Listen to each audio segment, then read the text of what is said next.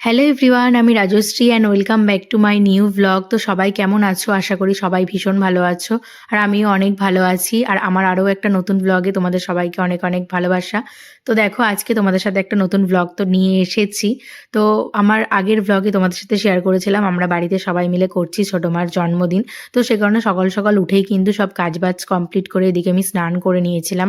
আর স্নান করে ঘরে এসে আগে আমি স্কিন কেয়ার করে নিচ্ছি। আর শীতকালে না স্কিনটা ভীষণ রুক্ষ হয়ে যায়, একদম ভালো লাগে না। তো সে কারণে আগে স্নানের পরে স্কিন কেয়ারটা না করলে হয়ই না। এদিকে স্কিন কেয়ার করে নিলাম আর বারান্দায় এসে গামছাটা রোদেও দিয়ে দিলাম। আর আমি ভীষণ তাড়াহুড়ো করছিলাম কতক্ষণে নিচে গিয়ে রান্নাটা বসাতে পারবো, যেহেতু এমনিই 9টা বেজে গিয়েছিল। তারপর নিচে গিয়ে সবার আগে আমি গরম জল খেয়ে নিলাম। আর এখন না আমি তোমাদের সাথে আর আমার ডায়েটে যে ভিডিওগুলো শেয়ার করছিলাম সেগুলো করা হয় না, কারণ আমার মনে হয় যে একই ভিডিও শেয়ার করলে তোমাদের বোরিং লাগতে পারে। তো সে কারণে আর প্রতিদিন শেয়ার করা হয় না। তো যাই হোক, আমি কিন্তু এখনও ডায়েটের মধ্যেই আছি, কিন্তু খাওয়া দাওয়াটা একটু মেনটেন করছি। আর বাড়িতে কোনো অনুষ্ঠান থাকলে ওই একটু মেনটেন করেই খাওয়া দাওয়া করতে হয়, আর কি করব।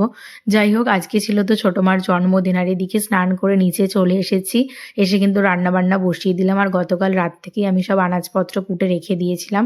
আর এদিকে কিন্তু আমি হাতের সামনে সব কিছু জোগাড় করে নিয়েছি, তাহলে রান্না করতে ভীষণ সুবিধা হয়। তো এদিকে আমার তোমাদের সাথে গল্প করতে করতে আলু ভাজা হয়ে গিয়েছে। আর বেগুনটা আমি একদমই কেটে রাখি না।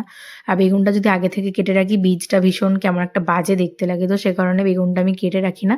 বেগুন রান্না করলে দিনের দিনই কেটে নিই। আর এদিকে আমি রান্না করলাম, আর তার সাথে আমার বরমশাইও অনেক হেল্প করেছে, নইলে আমি একা এত রকম রান্না করতে পারতাম না।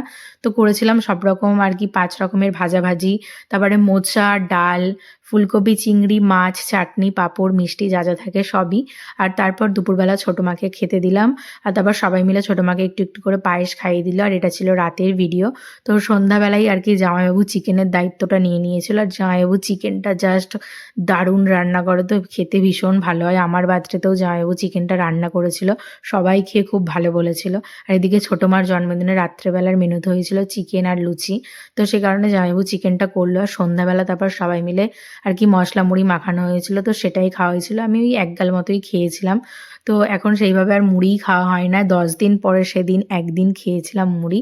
আর তারপর ছোটো মাকে ওই আর কি তাও 1-2 গাল মতোই খেয়েছিলাম। তারপর ছোটো মাকে একটু রেডি করিয়ে দিলাম। আর আমার ওই বার্থডে সাজটা ছোটো মাকেও পরিয়ে দিয়েছিলাম।